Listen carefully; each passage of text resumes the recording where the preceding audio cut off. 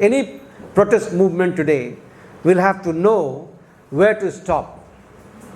Because the violence part could be initiated by section of themselves who believe in violence, or could be initiated by outside forces. In Nepal, one of the theories that is coming up is that it was initiated by outside force. And there are evidences. I mean, I had a long discussion, we organized a seminar also on this and had a long discussion with MP who said that look at the situation, that how could Gen Z know exactly the houses of MPs all over in every city? And from where did they get so much of material to burn those big houses or those big institutions? So there was something happening there, and since I went to Nepal almost a month before that, I could see the dissatisfaction of the Gen Z, but not this much.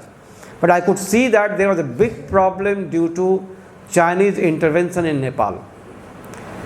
I talked to people across sections and I came to know the slogan that they gave me was, Ukraine ko khaya Rus ne or Nepal ko khaya Ghus ne. This was a slogan written on the wall also. So corruption was at its height and people were very angry about it. But simultaneously also you must understand the geopolitics of that area. China was entering in this area and US was not liking that. So US intervention could not be ruled out. So there are a lot of other factors. So the movement will have to now understand these dynamics also. Otherwise your movement can be hijacked. I think Gandhi was very intelligent, who never allowed the movement to go beyond his hand. That is the kind of leadership that you require today. Therefore you have to really assess that person, how in the moments of crisis he could control the movement so much that not even his own people, equally powerful, could protest against him. And yet the control was not authoritarian. Yet the control was very democratic. That is something that one has to learn. Your question, I think similar answer, that well, we should not think that they were Gandhian and they were all studied Gandhi, they studied Gandhi. You can't expect Gen Z in Nepal, where are they at the moment? If you go there, something that will hit your eyes is the boards of language training schools. Not to come to India, to come to China, to go to Korea, to go to England, to go to US. That's where they are there today. So they may not be reading Gandhi at all. What I am saying is the logic of Gandhian movement is so powerful, even if you don't read Gandhi, you don't have much option. But then if you read it carefully, understand the dynamics, then probably you trained yourself in that movement. That is not there, probably. See, rape and molestation. I sometimes wonder, look at Gandhi's situation.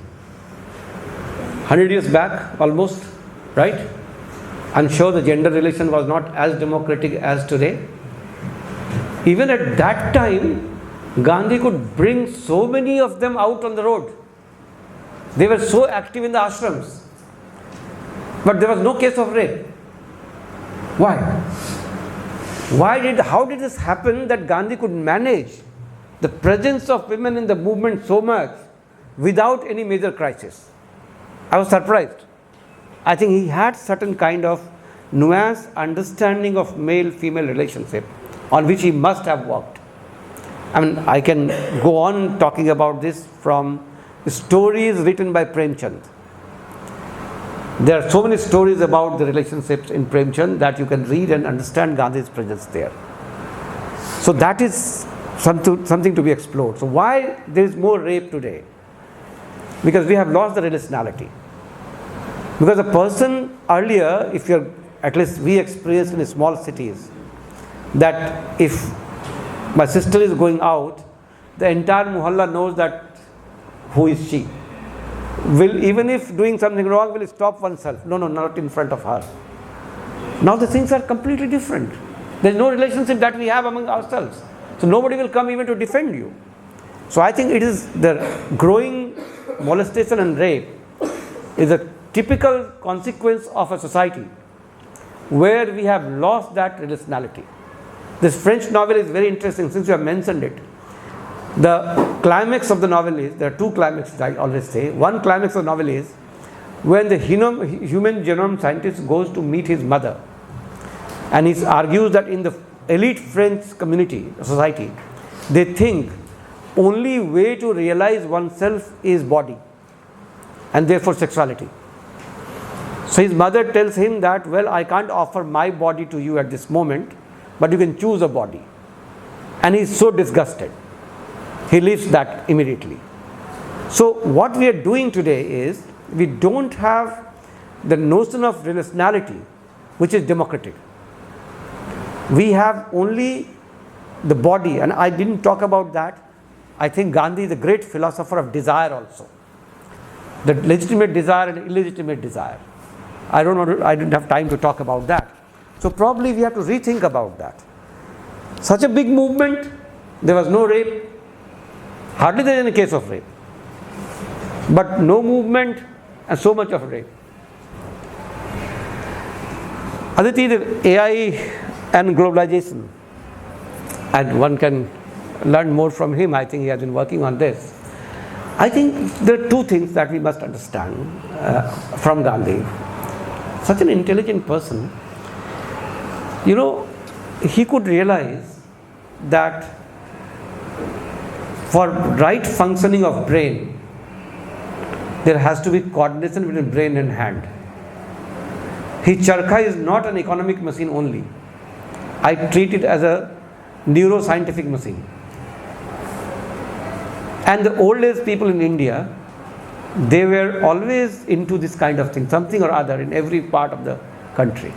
So Gandhi caught it from there. Today what we are going to face due to AI, the biggest challenge is our neurofunctional. A lot of neurologists are already talking about it.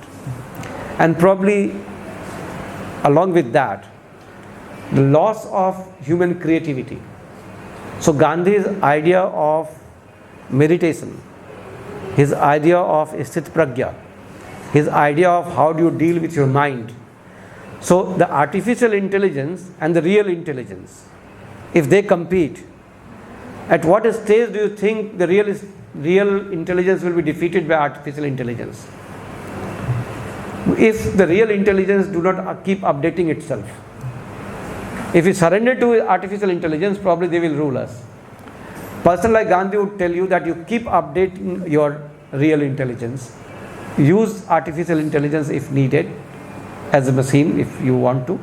Otherwise you keep going. You don't need to surrender to that. His whole argument against the machinery in Hind Swaraj is that only, not that he is against technology. He says socially relevant technology must be utilized. But remember that you must master the technology. Technology should not replace human beings. So even in this, I would expect some Gandhian to engage with Gandhi, or some philosopher to engage with Gandhi and see how does that look like if you look from Gandhi's perspective. I'm not saying that we'll get all answer in Gandhi. Please don't think that I'm a Gandhian. I'm not a Gandhian. I'm just engaging with him. Isha, I think the digital campaign and struggle and all this, this has a very interesting, this is a very interesting moment which Gandhi did not have. What is this? This is basically technology of communication. I'm surprised, despite being critique of modernity, Gandhi was so alert about communication. So two, three things I just mentioned. He would never refuse an interview to a newspaper person. In fact, he was very intelligent carrying newspaper group with himself. Always he would do in the light of people. So newspaper will flash that. He knew the power of the communication. So probably if today Gandhi has to rethink, he will take all this social media thing very seriously and will use it for his own purpose. This can be controlled by the state, no doubt about it, and the state scrutinizes it. And what is the option we have? We can't hide ourselves. So Gandhi would say, be transparent. Let your life be public. Let everything be recorded. Like he tells Manu, you write everything that is happening in the ashram and with me. Everybody comes to meet me, whatever happens. And then he also delivers a lecture that is noted. Every evening Manu sits down and writes the note, and next morning Gandhi signs that, whether you have written everything or not. That transparency probably is the only thing that can save us from this kind of situation. Because if you are transparent, then you don't need to hide anything. Remember when he was doing this experiment with Manu, all the political leaders told him, whatever you are doing, please don't write about it. Don't write about it. It will create big problem. Gandhi said, if I don't write about it, that will be a crime. Whatever I am doing in the eyes of the public. And I am ready to defend myself or answer people. I don't need to defend even. I can answer any query that people have. That is, I think, something, that principle that he will take in this. On the utopia, sir, that's an interesting question, that if something is utopian, is that wrong? So Gandhi's lot of ideas were utopian, but are these ideas wrong? They may be not realizable. That I can understand. So Spartacus, just remember Spartacus, when he told that we can be free from slavery, everybody said this is utopia. Then he said this is utopia for which we have to die. I think human beings can never survive without utopia, even in our personal life. I remember again Ranveer Singh, who used to say, imagine the impossible, attempt the impossible, and be satisfied with the possible. But if you don't have an idea of impossible, then what will you attempt for? So I think every time when human beings have been in crisis, when they are in crisis, they create a new utopia. That's what gives them energy. That's what kind of gives energy to everybody. And then people start working for it. And of course, no utopia can be achieved, probably. That's why they are utopia. But fighting for utopia itself is so important. That is what has transformed human beings. That's what has transformed our society. That is why I think this is the moment where there is a dystopian literature coming up. Probably in the next 10-15 years, you will also find some book called New Utopia. I mean, somebody will write. Somebody wrote earlier also, Utopia. And somebody will write again a new utopia. My question was in the context. For example, you said Maila Achal. Renu is writing precisely 1950-52. It was published in 53.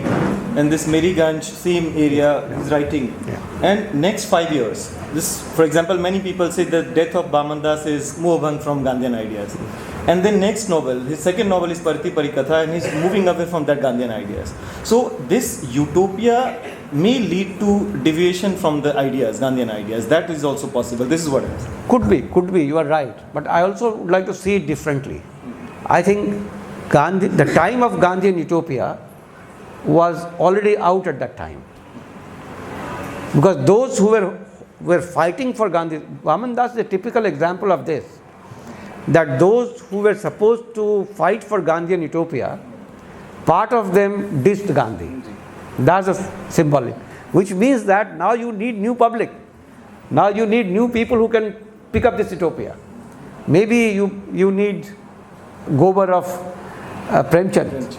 Maybe you need Kalicharan Das, Kalicharan of Maila Achal to pick up this utopia. But look at what happened to Baban Das. You know, since I belong to that area, I can tell you. People say that, this is very symbolic and myth, that his jhola was hanged in a tree. And that tree still survives. And you know what is that called? Chethariya Peer. Now Chethariya Peer is the tree on which everybody crossing that road, particularly truck drivers, would tear off a part of their clothes and hang on that tree. So the tree is full of that kind of clothes, symbolizing that utopia. So I think utopia is not a fixed thing. Utopia has to keep moving on. And there will be some leader probably who will reconceptualize that in a different way. Because any movement requires utopia, any transition requires an utopia. So it's a very double-edged sword. It may be this side or that side. So you have to really work on that. Thank you.